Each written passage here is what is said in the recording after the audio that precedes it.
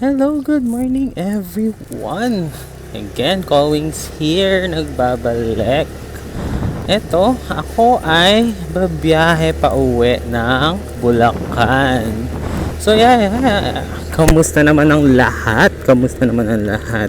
Eto, nire-record ko ngayong December 29. And this will be posted I think December 31 or January 1.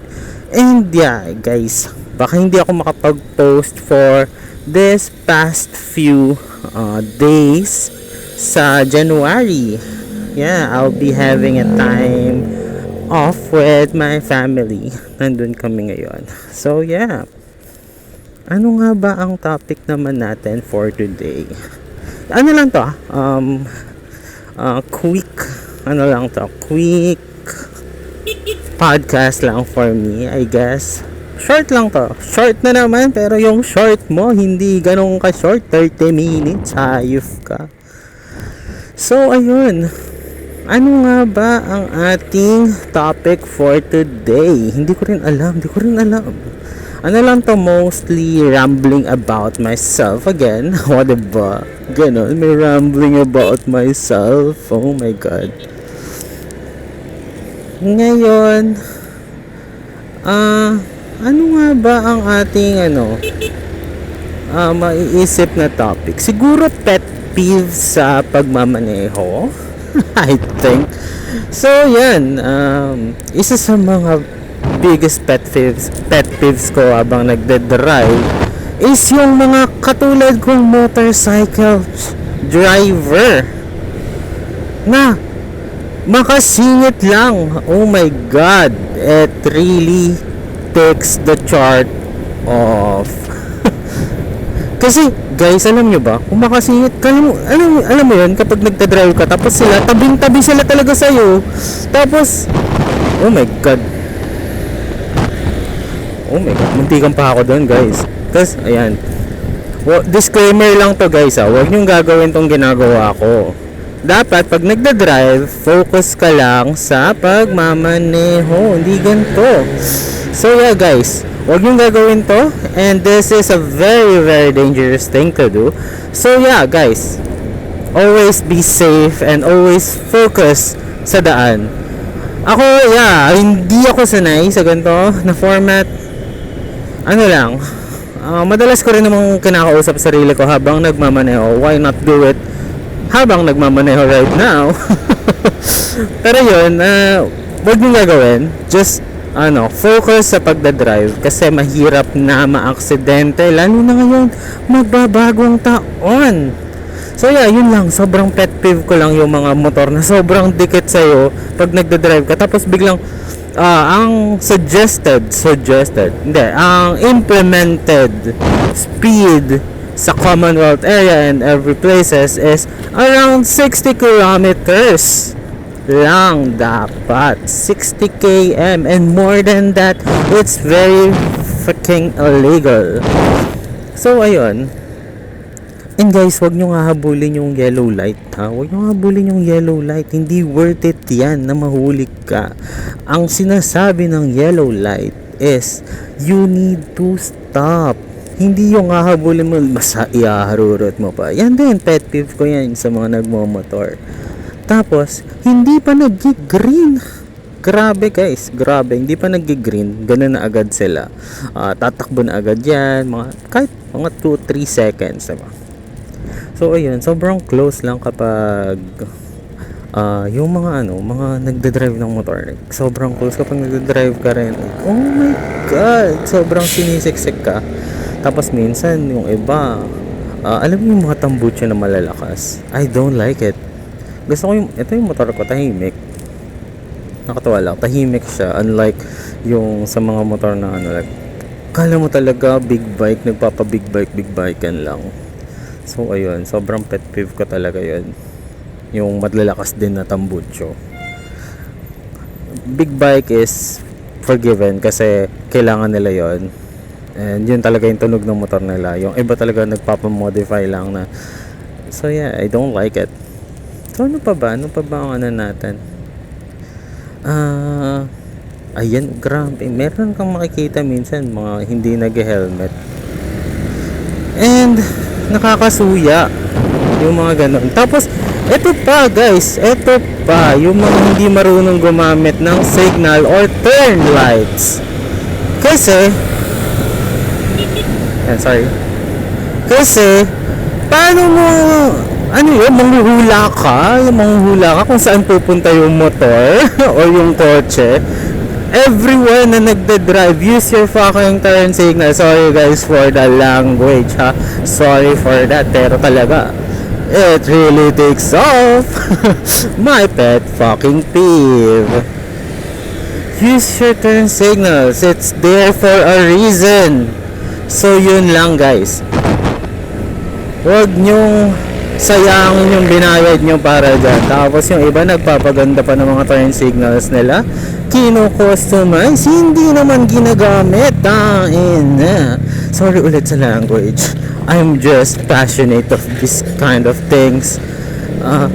Tapos sunod na pet peeve ko is yung mismong kalye. Lalo dito sa Philcoa, if dadaan ka sa motorcycle lane, makikita mo yung motorcycle lane sobrang lubak and hindi nakakatuwa.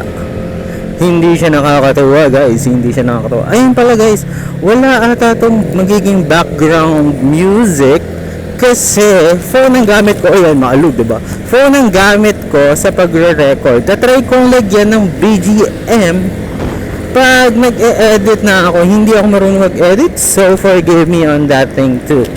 And this pa, talagang, alam mo yun, ano lang talaga for me, sayang yung binabayaran nating tax kung hindi naman na-maintain ang ating road. Diba? Sayang. Saan na pupunta? Down the drain, sa bulsa ng mga senador na nagpapagawa ng kalye. Hindi ko alam kung senador or somewhere. Basta yung mga nagpapagawa ng kalye. I'm not saying senators or anything. Pero yun, it's just a habit.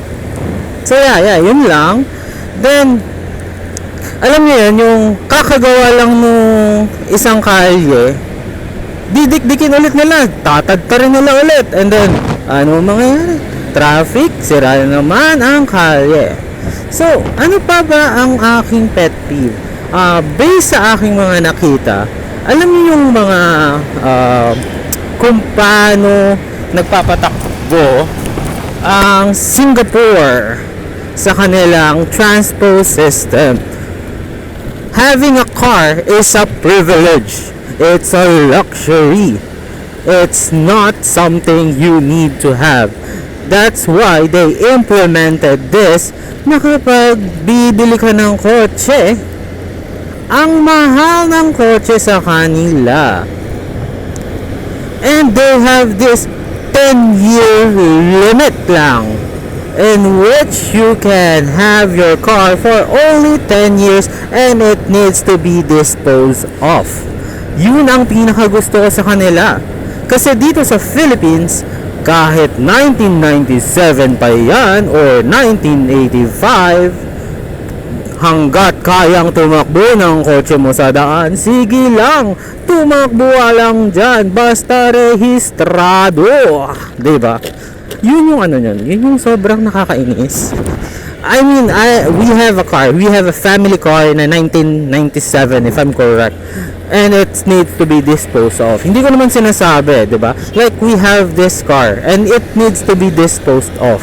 And sana kung maayos kasi nila yung transport system and it's not being used or being parang given to these private sectors or private company who uses this as their business.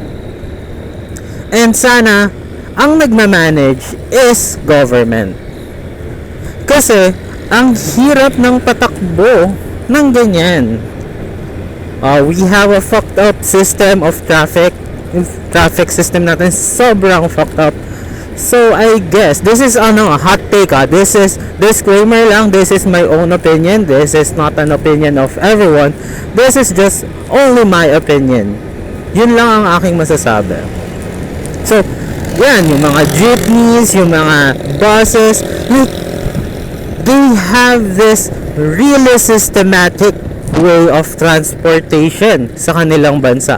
Oo, hindi natin kayang magawa yon dahil sa ating type ng country. We are an archipelagic state or islandier type of yung landmass. So, ang hirap nun i-connect. Kasi sa kanila, hindi naman sila malaki, hindi sila maliit, hindi rin sila malaki, pero compared to the size of the Philippines, dito na tayo sa Philcoa, which is the fucked up road ng motorcycle. So yeah, mag-iingat tayo dito, dahan-dahan lang. Sobrang lubak dito. Kita nyo naman ang pagka-alog-alog ng ating camera.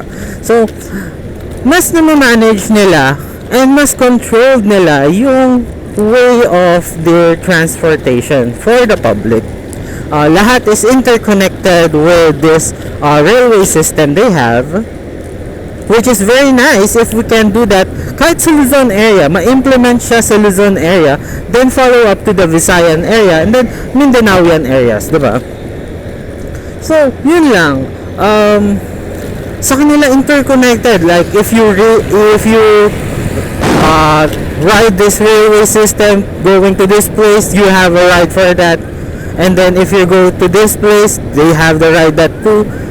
And talagang yung tax nila is used wisely on their establishments talaga, yung katulad yung infrastructure nila sa kalye and everything.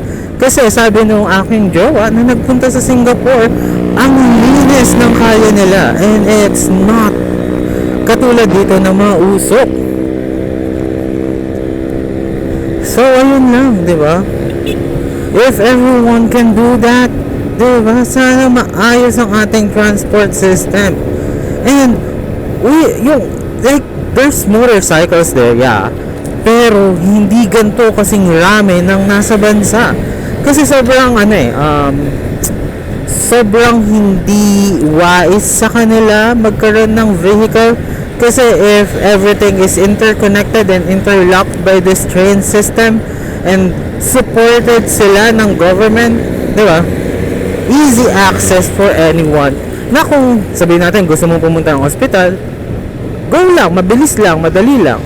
Gusto mong pumunta dito sa mall, meron ka ring masasakyan. If hindi ka naman sanay you can do taxis and Grab. So ayun, we have this very systematic way of transport system. Unlike here sa Philippines, sali-saliwa, everyone has their own vehicle kasi lahat sawa na sa way of the traffic system here sa Philippines. Everyone bought their fucking motorcycles, everyone bought their vehicles kasi it's so fucked up. Yung pipila ka lang sa train station natin, sa mga LRT, MRT, sobrang haba na. And you might have the chance to get mugged, get robbed, get snatched on. So, diba? And there are people who's going to grope you. If you're a girl, I'm sorry for those people na ginagawang yun. And, lang talaga, lang talaga nila, transport system is very nice. It's very, very nice. And you can literally walk if you don't have if you don't want to use the transport system, you can use the bus. They have this scheduled bus system na specific area kung saan yung pick up, specific area kung saan yung drop off, and they have this timetable for that, diba? Unlike here, sabihin mo, para po, dito ka lang sa gilid ng ibababa ka na. Sobrang hindi siya maganda in a way of traffic, kaya nagkakaroon ng congestion kasi these people who's trying to suddenly stop in this unregistered area of loading and unloading bay is napapahinto sila. Yung mga nasa likod mo nakasunod, hihinto rin. So, ano mangyayari? When that happens, everything stopped for a moment to compensate for that sudden stop. Hindi siya sudden stop, meron namang signs, pero alam mo yun, still it cause traffic. So yun lang, sobrang niya, sobrang ganda daw talaga nung transpo system nila. And yung mga Grab nila and taxi is super expensive. Kaya mas pipiliin mo mag-train station, mag-bus station sa kanila. Kasi, alam mo yun, luxury din sa kanila ang taxi and Grab. So yun lang, 'di ba? Unlike here, sabihin natin pumunta ka ng BGC for using taxi, sabihin natin around Philcoa, and it's just gonna cost you around 500 to 600 pesos if I'm correct. Hindi na kasi ako nagko-commute din due to that fucked up fucked up transport system ng Philippines. So yeah, ayun lang, pet peeve, no? Tapos naging ganito rant na siya. Chares. Tapos ito pa, sobrang ko is yung mga gilid ng kalye natin, the bangketa mismo, hindi siya na-utilize, and some roads, part of the road natin here lang sa Commonwealth is being used as a freaking parking lot, na in which this is a 6-lane zone, 8-lane zone ng highway, and they're using the road as the parking lot for these cars. If you're an establishment, na kung sabihin natin mall, you should have a parking lot that would allot every customers na magpupunta sa'yo. So parang estimated mo na siya, and mo na siya, na parang alam mo yan, predicted mo na ganito karami lang in a day yung usual na dumadating sa establishment nyo. And the thing is, etong mga nasa gilid din naman ng road is not an establishment. Ito yung mga tao naghahanap buhay using this bangketa or side of the road for their means of business, kung saan sila nag-stand ng stalls nila, like mga kariton, yung mga mga nilalatag nila sa sahig, yung mga gulay-gulay nila. So if you want to utilize 100% of the road, clear those areas.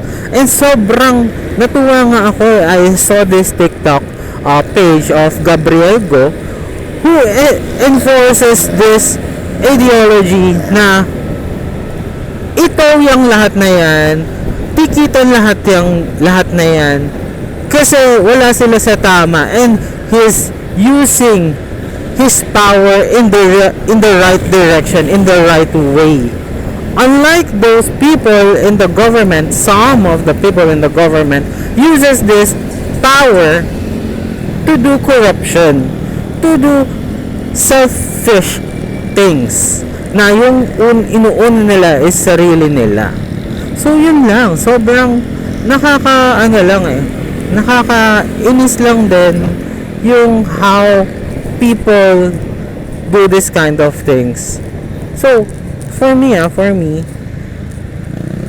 sana mas ma-implement pa yung tamang road, parang panguhuli nila dito sa mga gilid-gilid, sa mga bangketa, kasi it really helps the people na mga motorists natin, mga drivers natin, and mas lessen yung traffic kasi hindi siya nagko-congest, hindi siya nagba-bottleneck to the areas na ginagamit ng mga tao as their parang stall areas, parking areas. Like dito lang sa Commonwealth, Litex area, you will see that na may isa akong nakita, nang huli na sila dito, and then after a few weeks they're back here again, they're back at it again. So alam mo yun, yung mga Pinoy na lang din talaga sobrang hindi makaintindi. Tanong sila ng tanong, bakit hindi umuunlad ng Pilipinas? Tanungin nyo muna yung sarili nyo. Am I doing my part correctly? Am I doing this correctly? Diba? And then yung mga enforcers natin na naiiwan dito sa area na to should also implement an iron hand to these people. lalo na yung mga barangay na sakop tong area na to, should implement it with iron hands. Huliin nyo sila. Hindi ko naman sinasabi na tanggal pero kasi nagiging sagabal sila. Sa traffic flow. And instead na magkaroon ng dire-diretso or smooth travels, nagkakaroon ng congestions, nagkakaroon lalo ng traffic na mas nababatrip tuloy yung mga tao. And then, porkat nakasanayan na po kasi, dito naman po kasi kami talaga dati pa. Hindi porkat nandyan na kayo dati pa, it doesn't mean na gagawin nyo. May isa nga ako nakita na nakapaskil na doon, tow away zone, no parking. And this entitled people said na since 20 years ago nandiyan na yung hindi naman kami nahuhuli. Like, are you dumb?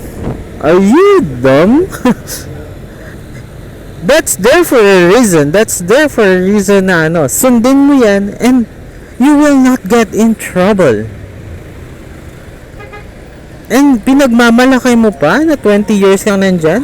Sana kung 20 years kang nandyan sa lugar na yan, you should have known better. Diba? So, sobrang entitled and sobrang idiotic ng mga tao na yan. And for me, sila yung mga taong dapat hindi na magparami sa mundo. Hindi na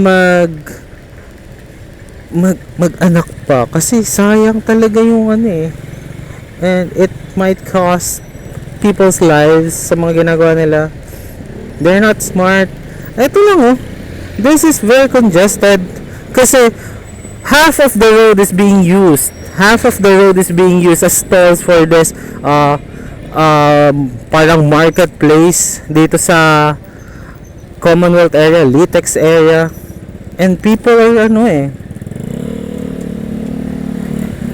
people are so dumb. Sana dito ngayong araw na to may mag-clearing operations.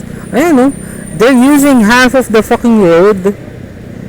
Hindi nga half parang ang natira na lang 1/4 na lang nung kalye Kaya nagko-congest dito sa may Litex area na hindi naman dapat. Kasi this is a 6-lane road, 8-lane road.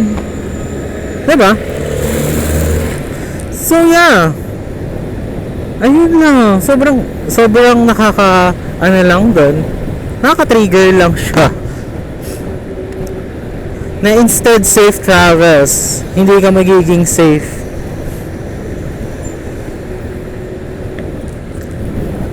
Except na lang kung sana ginawa ng permit, nagsabi yung mismong area nung nag-handle na ito, like the barangay, na magkakaroon to, na gagamitin po namin tong road na to for stalls for this market and maging bazaar, in which people would pay for a slot for that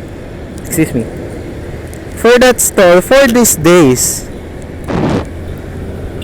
In a way, pwedeng kumita yung barangay na nag-handle ng area na yon, pero kailangan muna makipag-partnership sila with the right authorities na magbibigay sa kanila ng tamang permission and certification na pwede nilang gamitin yung road as a way to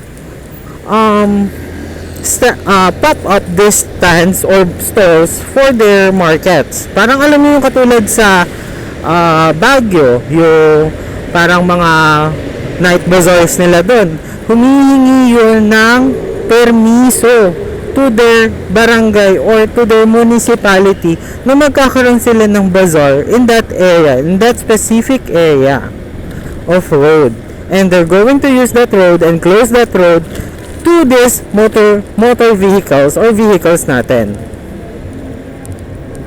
So ayun lang, if it's being implemented by the right people and using this power to the right terms and means, hindi magkakaroon ng masyadong madaming traffic talaga. hindi magkakaroon ng congestion, hindi magkakaroon ng ano, ano yun, things na mas magpapahirap sa biyahe ng mga nagde-drive. I'm not saying this because I'm a driver ng motor. I'm saying this as a person who sees this problem as a daily basis.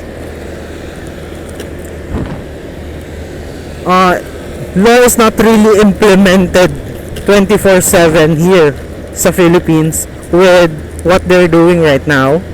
And if it's implemented, wala yan eh. Mawawala yan, dire-diretso yan.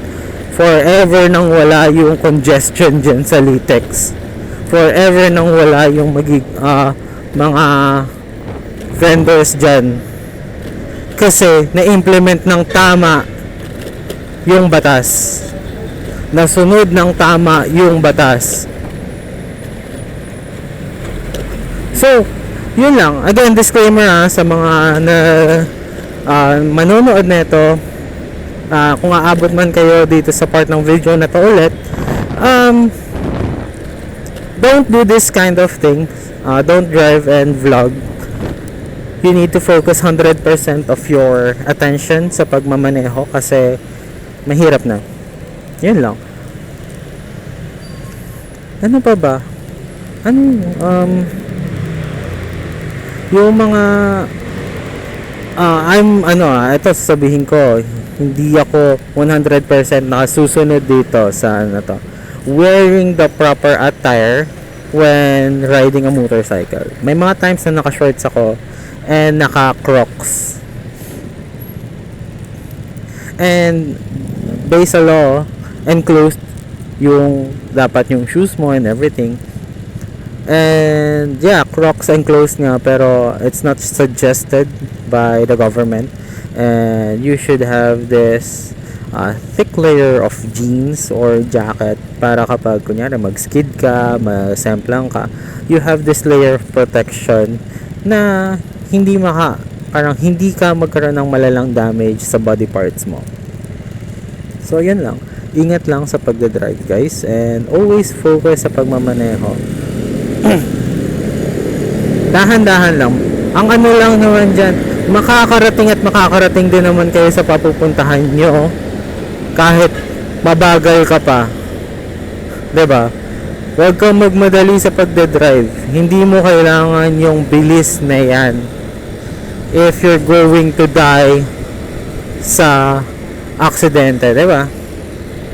So, yun lang. Ingat lang sa pagdadrive, guys. Ingat lang. Stay 100% focus on what you're doing. Don't do things like this.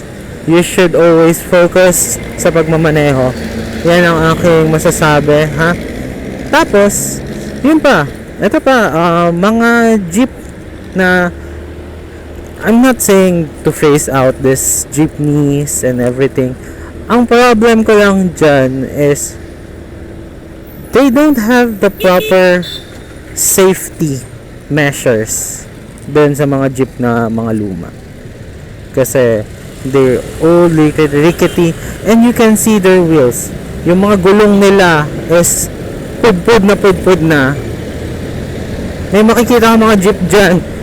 Ang kinis na ng mga gulong nila. And talagang, oh my god, you can see yourself, it shines when it's wet.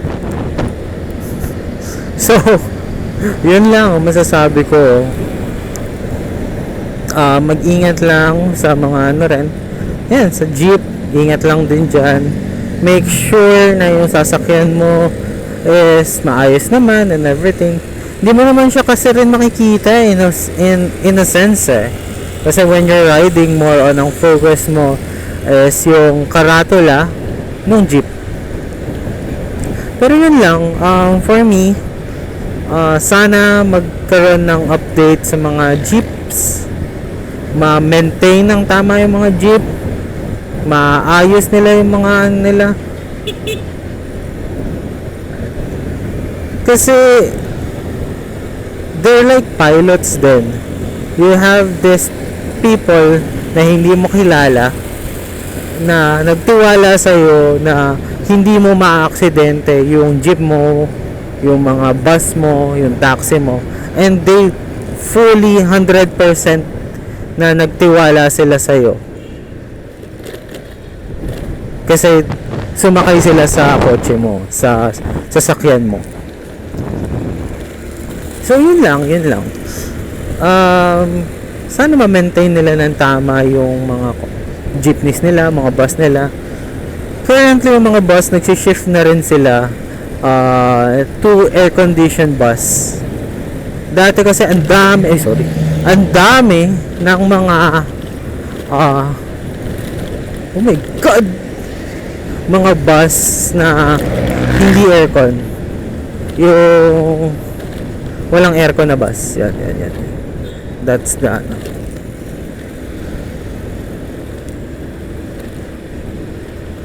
ang daming ganong bus. Yun kasi rin sinasakyan ko dati from UST to uwian sa Pampalay kasi mabilis siya.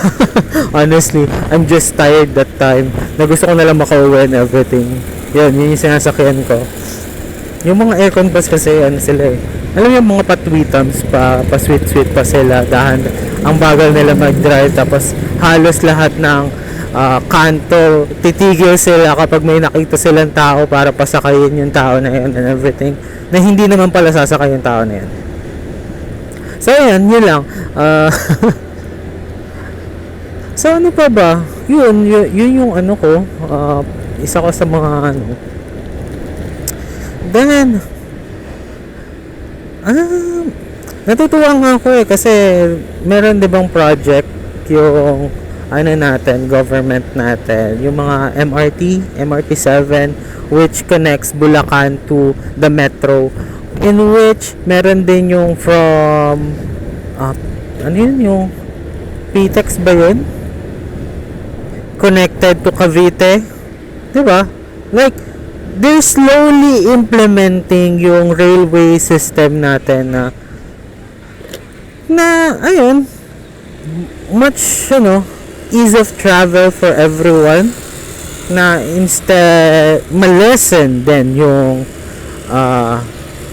congestion sa road. If this railway system is implemented, malilesen talaga, kasi sabihin natin yung mga from Bulacan pupuntang SM North, instead na sumakay sila ng jeep na diretso pa ganyan, sasakay sila ng MRT, which is diretso lang yun and malamig pa and everything. Hindi ko naman sinasabing not support these people who has jeepneys and everything.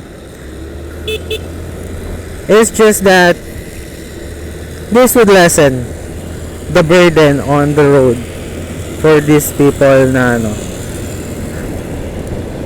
so yung congestion, I guess, mababawasan, hindi madadagdagan, pero it takes time.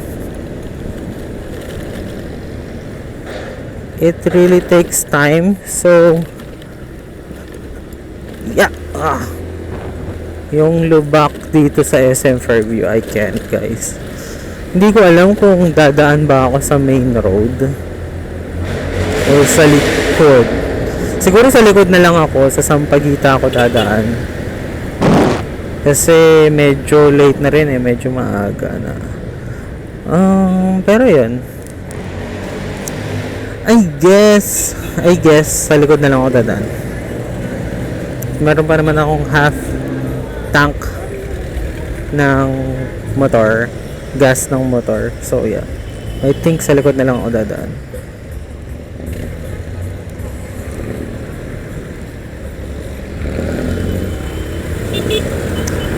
So ayun.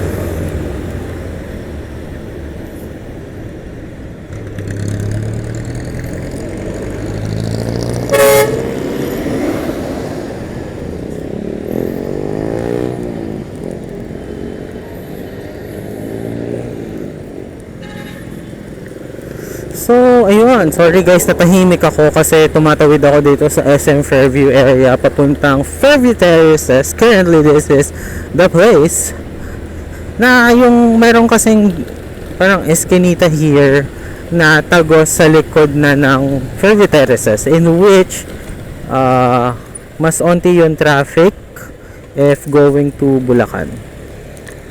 So ayan, back to something na tayo, back to story na tayo and everything. Oh my god, it's already 35 minutes. This is so much rambling about my pet peeves. Hindi ko sure kung pet peeves or rant siya in a way. I'm not sure. Kasi pet peeve is yung mga kinaiinisan mo as something na giving you the ick. Like, this person. Something like that. If you know what I mean. So, ayun lang. Ano pa ba? Ito lang din, yung mga police. They're not doing their... I'm not saying they're not doing their jobs correctly. It's just that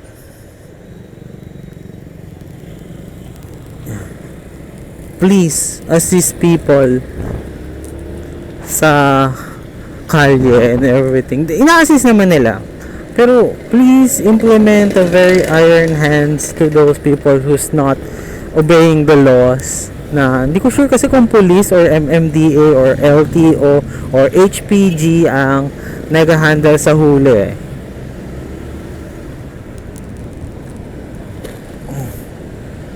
I'm not sure on that case kasi never been caught. Charis. Never pa akong nagkaroon ng violations or anything. Always prepared tayo sa lisensya and yeah. Ayun. So, ano pa ba? Ano pa ba mapag-uusapan natin? Mga tricycles. Yung mga tricycle naman natin, sana naman lahat naka-franchise. And then, well-maintained. Kasi yung iba talagang sisira-sira na rin eh. Tapos, may mga iba naman lumalabas ng expressway, ng highway in which they are not allowed to. Diyan lang sa Commonwealth area, dami ng tricycles na tumatawid dyan papunta sa kabilang side. So, ayun lang.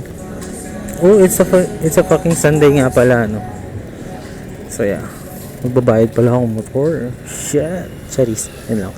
Tapos, ano pa ba ang ano natin? Hindi well maintained ang roads natin eh, sa mga gilid-gilid.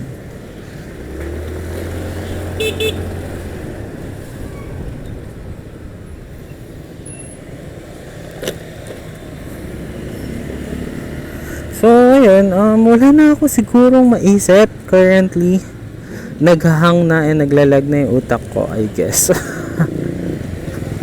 Pero yun, I guess yun yung mga pet peeves ko currently. And if may dadagdag pa ako in the future, I will do it on a vlog again to post and keep you posted sa mga bagay-bagay na nangyayari sa aking buhay. Kahit wow, si Kart si Kart yarn. may mga followers na ba? Wala pa guys, wala pa.